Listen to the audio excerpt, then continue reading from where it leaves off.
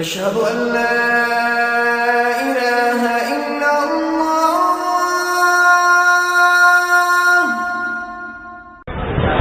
তাগুত এটা খুবই গুরুত্বপূর্ণ বিষয়।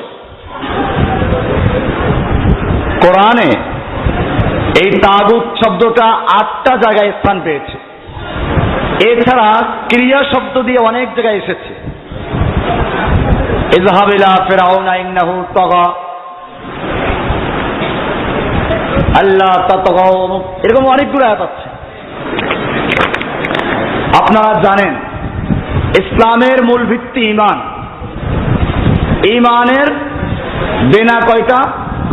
ইসলামের বিনা 5টা। ইসলামের কয়টা? 5টা। ইসলামের পঞ্চবিনার একটা হচ্ছে কি? ঈমান। আর ঈমানের আবার 6টা বিনা আছে। কয়টা বিনা আছে? এর মধ্যে মূল হচ্ছে তাওহীদ। মূল কি? তাওহীদ। এই তাওহীদের 2টা রোকন। কয়টা রোকন? আমরা এখন এটা নিয়ে আলোচনা করছি। তাওহীদের 2 রোকনের একটা রোকন, মানে প্রথম রোকন হচ্ছে তাগুতকে বর্জন করা। তাকে বর্জন করা, এটা এমন একটা বিষয়, এই বিষয়টা না হলে ঈমান পূর্ণতা লাভ করে না। এজন্য কোরআনের সূরা বাকারা 2 নম্বর সূরার 256 নম্বর আল্লাহ বলছেন, ফামান ইয়াকফুর বিত-তাগুত ওয়া ইউমিন বিল্লাহি ফাকাদ ইসতামসাকা বিল উরওয়াতিল উসকা লা ইনফিসামা লাহা। এখানে বলা হচ্ছে ফামান ইয়াকফুর বিত-তাগুত, যে ব্যক্তি তাগুতকে অস্বীকার করলো, ওয়া ইউমিন বিল্লাহ, আর আল্লাহর প্রতি ঈমান আনলো, ফাকাদ ইসতামসাকা, সে শক্তভাবে ধরলো এমন এক রজ্জু লা ইনফিসামা লাহা, যা কখনো ছিঁড়ে দেবার নয়। এটা লক্ষণীয় বিষয়। প্রথমে বলছে ফামান ইয়াকফুর বিত-তাগুত, যে তাগুতকে কুফর করে, প্রত্যাখ্যান করে, বর্জন করে, ত্যাগ করে। এরপরে বলা হয়েছে আল্লাহর উপর ঈমান আনে। এর কয়টা বিষয় হলো? তাগুতকে বর্জন, আল্লাহকে। এখন যে আল্লাহকে মানলো কিন্তু তাগুতকে বর্জন করলো না, তার ঈমান হবে? অথচ তাগুত কি জিনিস আমরা তাই জানি না। বর্জন তো পরের কথা। এখানে আল্লাহ শর্ত লাগিয়েছেন, এখানে ফামান ইয়াকফুর, ওলামায়ে কেরাম বলছেন আরবি গ্রামার অনুযায়ী ইয়াকফুরু না, এখানে কি আছে? ফামান ইয়াকফুর, অর্থাৎ রা সাকিন, তার মানে শর্ত। যে ব্যক্তি তাগুতকে প্রত্যাখ্যান করলো, কুফর করলো, ওয়া ইউমিন বিল্লাহি, আর আল্লাহর উপর ঈমান আনলো, এই শর্ত যে পূরণ করলো, ফাকাদ ইসতামসাকা বিল উরওয়াতিল উসকা, সে ব্যক্তি মজবুত হাতল, মজবুত কড়া ধরলো। মনে করেন এই ফ্যানগুলো ঝুলছে একটা কড়ার সঙ্গে। এখন যদি কড়াটা দুর্বল হয় তাহলে ফ্যান ছিঁড়ে পড়বে। আবার কড়া মজবুত, কিন্তু ধরতে হবে শক্ত হবে। দুর্বল জয়েন্ট দিল, তাহলে কি হবে? আল্লাহ বলছেন ফাকাদ ইসতামসাকা। ইসতামসাকা মাসাকা বলেন নাই। মাসাকা হলো 1 হাত দিয়ে ধরলে হয়, ইসতামসাকা 2 হাত দিয়ে শক্তভাবে ধরতে হয়। 2টা জিনিস করতে হবে।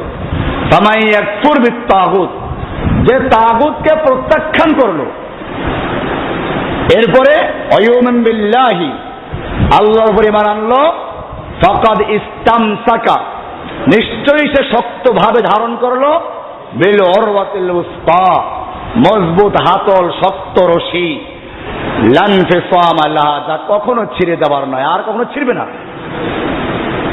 তাহলে এখানে প্রথম শর্ত হচ্ছে ফামান ইয়াকফুর বিত-তাগুত, তাগুতকে অস্বীকার করা।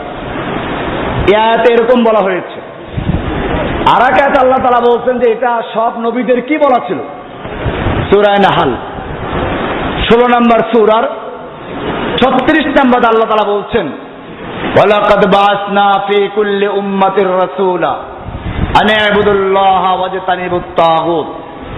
ওয়ালাকাদ বাআসনা ফি কুল্লি উম্মাতির রাসূলা, আমি সব উম্মতের কাছে রাসূল পাঠিয়েছি এই মর্মে আদেশ জারি করার জন্য, আন ইবুদুল্লাহা ওয়াজতানিবুত তাগুত, যে তোমরা এক আল্লাহর ইবাদত করবে এবং তাগুত থেকে নিরাপদ দূরে থাকবে। এখানে ইজতিনাব বলা হয়েছে। চেরাকের পিছনে লেখা থাকে, কোনোটা লেখা থাকে নিরাপদ দূরে থাকুন, কোনোটা লেখা থাকে 200 হাত দূরে থাকুন। এই যে নিরাপদ দূরে থাকা, ওটাকে আরবিতে বলা ইজ্জতে নাম, কি বলে? আল্লাহ বলছেন ওয়ালাকাদ বাসনা ফি কুল্লি উম্মাতির রাসূলা, আমি প্রত্যেক জাতির কাছে রাসূল প্রেরণ করেছি এই আদেশ দিয়ে যে আনে আবুদুল্লাহ ওয়াজতানিবুত তাগুত, তোমরা এক আল্লাহর ইবাদত করো এবং তাগুতের থেকে নিরাপদ দূরে থাকো। খালি বর্জন না, বরং কি করতে বলছে? নিরাপদ দূরে থাকতে হবে। এখানে তাগুতকে বর্জন করা সব নবীদের দাওয়াত বলে আখ্যায়িত করেছেন। এই তাগুত সম্পর্কে আমাদের জানা প্রয়োজন আছে কিনা? এটা খুবই জরুরি, নাহলে আপনার ইমানের মূল বিষয়টাই বাতিল হয়ে গেল। আমরা এখন আলোচনা করব তাগুত আসলে কি জিনিস। তাগুত শব্দটা আসছে তগা থেকে। কোত্থেকে? তগা। তগা মানে হচ্ছে কোন জিনিস সীমা লঙ্ঘন করা, তুগিয়ান থেকে। মনে করুন পানি, সাধারণ পানির নিয়ম হচ্ছে এই যে পানি নদীর দুই ধারে দুই কিনারা দিয়ে সীমাবদ্ধ থাকবে, উপরে উঠবে না, এটা হচ্ছে পানির নিয়ম। অনেক সময় পানি কি করে ফুসে উঠে নদীর কিনার উপরে চলে আসে, তখন মানুষ ডুবে মরে। এই যে পানি তার সীমানা অতিক্রম করে উপরে উঠে আসে, এটাকে বলা হয় তগা। কি বলে? ওই যে নূহ আলাইহিস সালামের তুফানের কথা আছে কোরআনে, সেখানে বলা আছে ইন্না লাম্মা তাগাল মাউ হামালনাহুম ফিল জারিয়া। পানি যখন তগা করলো, পানি যখন তগা করলো মানে সীমা অতিক্রম করে যখন নাকি স্থলে চলে আসলো, তখন আমি তাদেরকে নৌকায় তুলে নিলাম। তাহলে তগা শব্দের অর্থ হচ্ছে কি? সীমা অতিক্রম করা, সীমা লঙ্ঘন করা, নিজের স্থান থেকে লঙ্ঘন করে অন্য জায়গায় চলে যাওয়া। তাহলে এখন তাগুত অর্থ কি? বান্দার নিয়ম হচ্ছে পানির মতো। পানির যেমন সাধারণ নিয়ম হচ্ছে নদীর দুই ধার দিয়ে সে সংরক্ষিত থাকবে, বাইরে উঠবে না। মানুষের নিয়ম হচ্ছে আল্লাহর আইনের দ্বারা সে নিয়ন্ত্রিত হবে, আল্লাহর আইনের সীমা লঙ্ঘন করবে না।